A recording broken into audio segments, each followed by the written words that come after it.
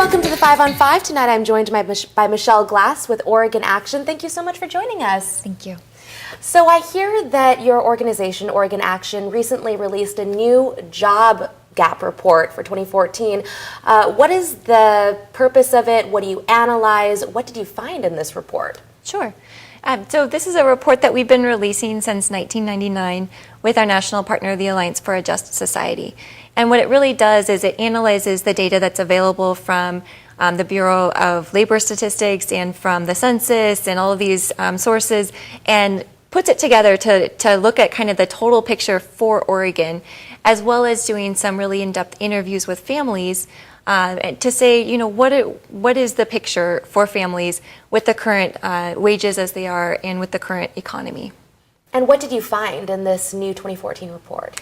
Well, I mean, I think the most important finding is that even though Oregon does have the highest minimum wage in the nation, there's still about a $7, what we call a job gap, and that's the gap between the minimum wage and what it would actually cost for an individual to meet all of their bills, to support themselves just for an individual without relying on public assistance, and then also being able to account for like emergencies, like an emergency room visit without it meaning financial ruin.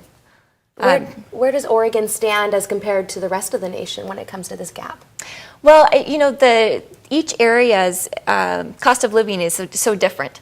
And so there's wide variance across regions. The minimum wage isn't the only piece of the puzzle. It's also how much it costs to get housing and food and healthcare and childcare and those types of things. So, for example, it's different even between Jackson and Josephine counties right here in our valley. And so that's why this report is so important, because it puts all those pieces together, it's localized, and it helps contextualize some of that data to really get a sense of what are families facing and what are the solutions that we need to move towards. Okay. We'll be right back with much more with Michelle Glass. Stay with us.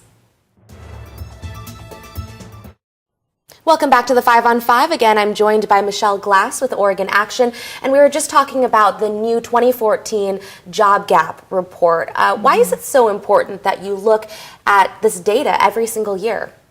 Well, I think that you know, the importance is that we have families here in our valley, and when we were interviewing them, we heard those stories. Families who both parents are working minimum wage jobs, and they're barely making it paycheck to paycheck, and they have an unexpected illness, and suddenly they have a $2,000 medical bill.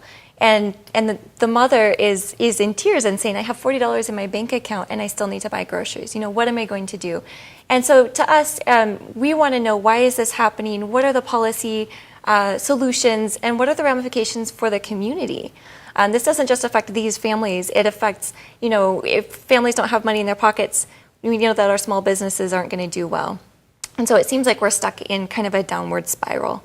And so that's our main concern, is for the families themselves and also for that bigger picture. And you had briefly mentioned before the interview a safety net that gets affected. What do you mean by that? Well, one of our concerns, aside from just the fact that there's a gap between the minimum wage and what it takes to make it without public assistance in Oregon, is that simultaneously, as our leaders have opposed increasing the minimum wage, they've also been consistently year by year cutting the safety net that families are forced to rely on when wages aren't keeping up with the cost of living.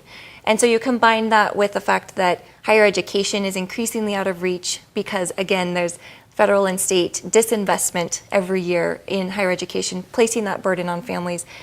Families have nowhere to go. They can't make it on the wages that they're working for. They don't have the public assistance to fall back on, and it's hard for them to get that education without a big debt load in order to get a better paying job. And so that's what we're concerned about. Are we seeing more and more families falling into this category where, you know, the wages just aren't cutting it? Absolutely. I think post-recession, you know, we're starting to get some kind of a recovery. It's not hitting the families who are working those jobs and where college feels increasingly out of reach. And so we really need some new policy changes to make that an upward spiral. We know that, you know, if we increase wages, it will put money in people's pockets, that will create spending, which creates demand, which will in turn create more jobs. And so we really need to look at that long-term policy ramification when we're examining these decisions. And if anybody would like more information about maybe the report or just any other information about the job gap, wage gap, where can they go? They can go to our website. It's oregonaction.org, and they can call our local office at 541-772-4029. We're happy to be available. Okay, Michelle, thank you so much for joining us. Really appreciate it. Stay with us. We'll be right back.